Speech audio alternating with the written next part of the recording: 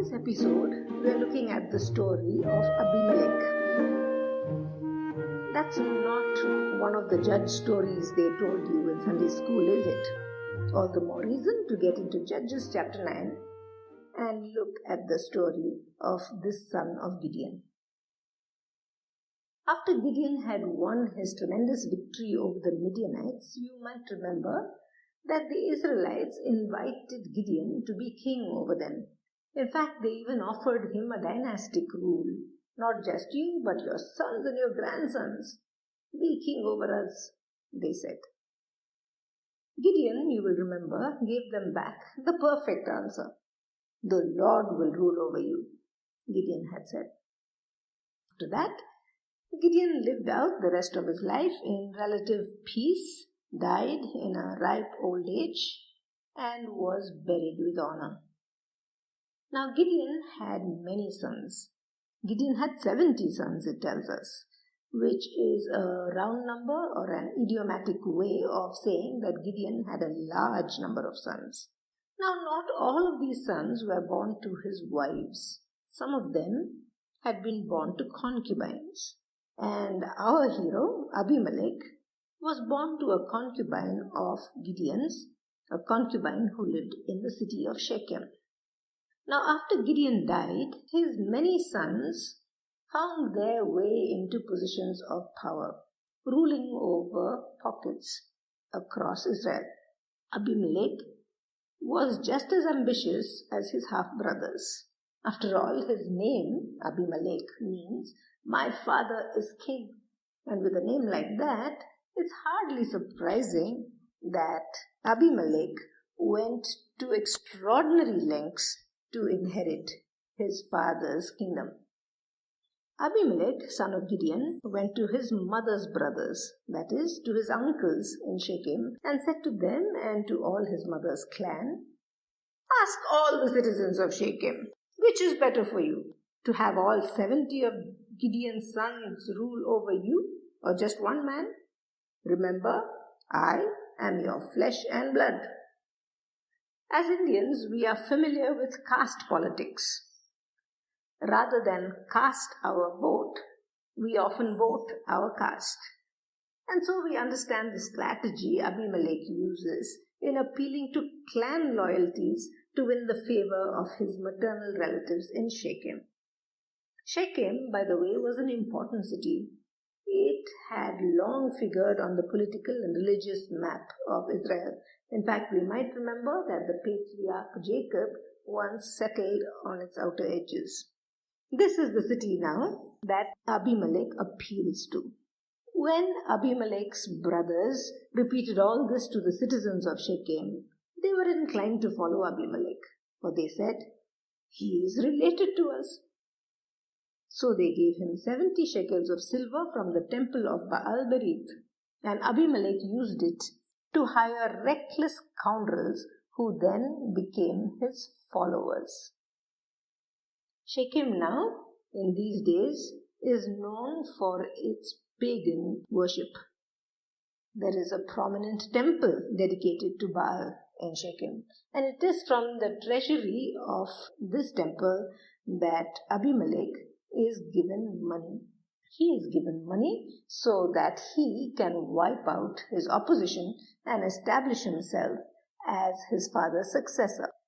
With this questionable backing, and with a gang of paid assassins at his heel, Abimelech traveled the 30 miles from his hometown of Shechem to his father's town, Ophrah, which was now the seat of governance.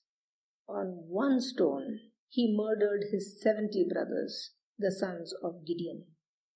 But Jotham, the youngest son of Jerubbaal, escaped by hiding. Then all the citizens of Shechem gathered beside the great tree at the pillar in Shechem to crown Abimelech king. Abimelech got what he wanted, power, political power. But he had inaugurated his reign with a butcher's stone and was crowned at a pagan cultic site. Little did he suspect that his story would end with yet another stone. But then We are running ahead of ourselves.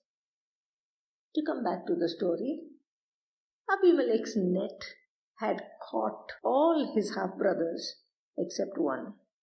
In contrast to Abimelech's self-aggrandizing name, "My father is king," Jotham's was directed Godward. Jotham meaning Yahweh is perfect. Gideon, the youngest or the least in his house, had engaged an external enemy, Midian. But now Jotham, his youngest son, steps out to speak against the conflict internal to the country. When Jotham was told about the slaughter of his brothers, he climbed up on Mount Gerizim and shouted out the following address. This is one of those very few parables in the Old Testament. "Listen to me, citizens of Shechem," Jotham begins, "so that God may listen to you. One day, the trees went out to anoint a king for themselves. They said to the olive tree, 'Be our king.' But the olive tree answered, 'Should I give up my oil, by which both gods and humans are honored, to hold sway over the trees?' Next, trees said to the fig tree, 'Come, be our king.' But the fig tree replied, 'Should I give up my fruit, so good and sweet, to hold sway over the trees?' Then the trees said to the vine, 'Come, be our king.' But the vine answered, 'Should I give up my wine, which cheers both gods and humans, to hold sway over the trees?' Finally, all the trees said to the thorn bush, 'Come and be our king.' And the thorn bush said to the trees, 'If you really want to anoint me king over you, come and take refuge in my shade. But if not, then let fire come out of the thorn bush and consume the cedars of Lebanon." Jotham uses a fable by which to make his address to the Shechemites. Now, the fable is a story which uses non-human characters to convey a moral, a little bit like the stories in the Panchatantra that we are familiar with, which uses talking beasts and talking birds. And so the trees of the forest in this story go off to choose a king, and they have a short list that has on it first the olive tree, and then the fig tree, and then the vine. In sharp contrast to the ambitious Abimelech, notice how all these three candidates had public service as their top priority. Each one declines the invitation because they want to continue serving the public in ways that they can do best. As for the olive tree, olive oil was wide-ranging in its uses, serving for cooking, as medicine, as fuel in lamps, in industry as a leather softener, even in perfumes. And then we know that in ritual ceremonies, when kings or prophets were anointed, it was olive oil that was used. Olive oil was even used in sacrificial offerings. So with this in mind, when invited to be king, the olive tree relevantly cites its ceremonial value, asking why it should turn its oil towards anointing its own head. Similarly, the fig had value in these parts of the world. It could be eaten fresh, it could be pressed into cakes, it could be used as a sweetener even. As for the vine, it provided the drink that went with food, as universal in the Mediterranean lands as what we would call drinking water. So, weighing up their abilities, all three decided that they would benefit others better by continuing in their present tasks. The fable sets a model for would-be leaders. More than that, it warns us on our selection process for leaders. In the ancient days, kings in this part of the world were often referred to as a shade, because in their position as protector of the people, that's exactly what they did. They provided shade to their subjects. If shade was the criterion for a king, then none of the candidates that the selection committee shortlisted specialized in it. Not even the olive tree, and definitely not the fig or the vine, which was not even a tree but a creeper. When all these three refused to take the position offered to them, the selection committee now went to whoever would want to be king and offered the position to the thorn bush. The thorn bush promptly accepts. Come take refuge in my shade, the thorn bush invites its new subjects, including the cedars of Lebanon. Small and scrawny as it was, how absurd is this invitation? Rather than provide cool shade, this plant was likely to spontaneously combust in the dry season. Indeed, its only value was as firewood. What Jotham is saying through his story is that the Shechemites have chosen for their king a thorn bush. Standing there on Mount Gerizim, which towers over the city of Shechem, his voice rings out in accusation. Have you acted honorably and in good faith by making Abimelech king? Have you been fair to Gideon and his family? Have you treated Gideon as he deserves? Remember that my father fought for you and risked his life to rescue you from the hand of Midian. But today you have revolted against my father's family. You have murdered 70 of his sons on a single stone and have made Abimelech, the son of his female slave, king over the citizens of Shechem because he is related to you. So, have you acted honorably and in good faith towards Gideon and his family today? If you have, may Abimelech be your joy and may you be his too. But if you have not, let fire come out from Abimelech and consume you, citizens of Shechem, and let fire come out of you, citizens of Shechem, and consume Abimelech. Having made this bold speech, taking his life into his hands, Jotham fled. He escaped to Beer and lived there because he was afraid of his half-brother Abimelech. Now Shechem and Abimelech were left to each other. Here was a people who had chosen a thorn bush to be their king, a thorn bush that could burst into fire any minute. And indeed that happened. It took only 3 years before God stirred up animosity between Abimelech and the citizens of Shechem so that the Shechemites acted treacherously against Abimelech. Who is Abimelech? And why should we Shechemites be subject to him? They cried. They were now playing the exact same card that Abimelech had played. They were choosing a leader based on blood relationships. Why should we serve Gideon's son? They said. Serve the family of Hamor. Serve Shechem's father. Abimelech responded to the rebellion with the ferocity that only he was capable of. He took action against his people in 3 different phases. First, he and his men lured the rebel party out of the city, out into the open, and there they ambushed them, fell upon them suddenly, and routed them, leaving no man alive. And then they lay in wait. After a few days, the farmers of the city of Shechem went out to inspect their fields, fearing damage to the property because of the recent battle. Abimelech fell upon these common, ordinary civilian people and massacred them as well. He was determined not to spare even the commoners, those that perhaps had nothing to do with the rebellion.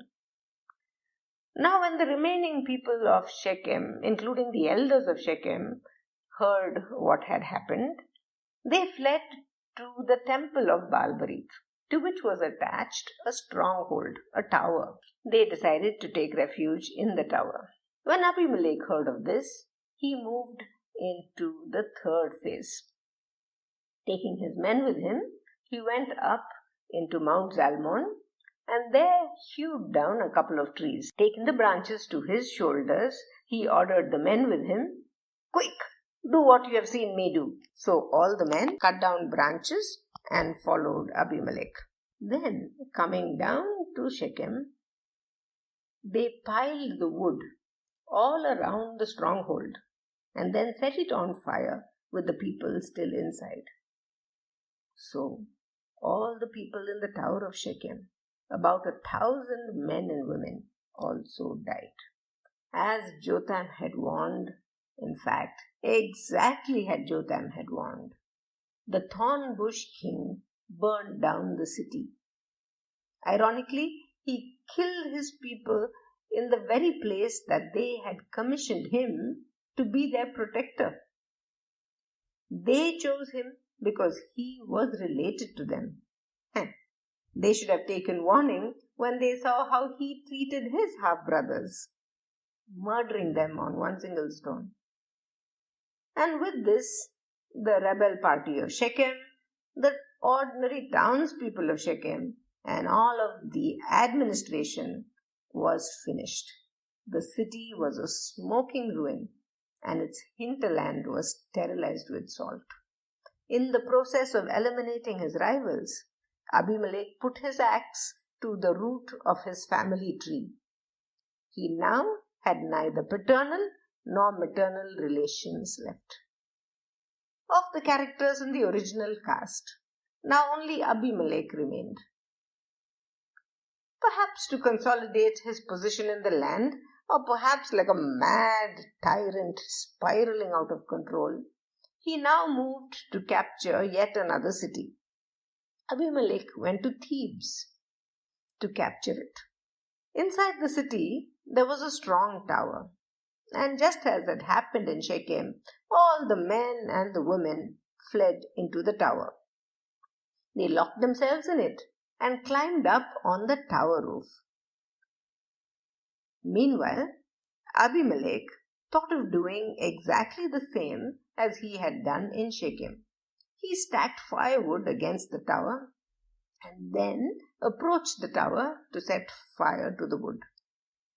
But as he approached the tower to set it on fire, a woman high up on the roof of the tower dropped an upper millstone on his head, and his skull cracked.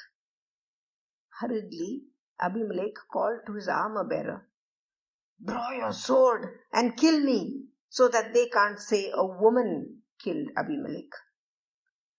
So his servant ran him through with a sword, and Abimelech died. When the Israelites saw that Abimelech was dead, they all went home. Thus, God repaid the wickedness that Abimelech had done to his father by murdering his 70 brothers. God also made the people of Shechem pay for all their wickedness. The curse of Jotham, son of Gideon, came upon them. For the first time in the book of Judges, the story is going to end with the death of not a foreigner enemy, but an Israelite. In fact, the story ends with the death of none other than Israel's judge. Israel has come a long way since Ehud, hasn't it? Here is a judge whose birth was illegitimate and whose rule was unauthorized. Rather than deliver Israel from a crisis, he actually caused. What is your takeaway from this sad story? The story filled with violence and war and bloodshed. Maybe you want to go read Judges chapter 9 and think about it.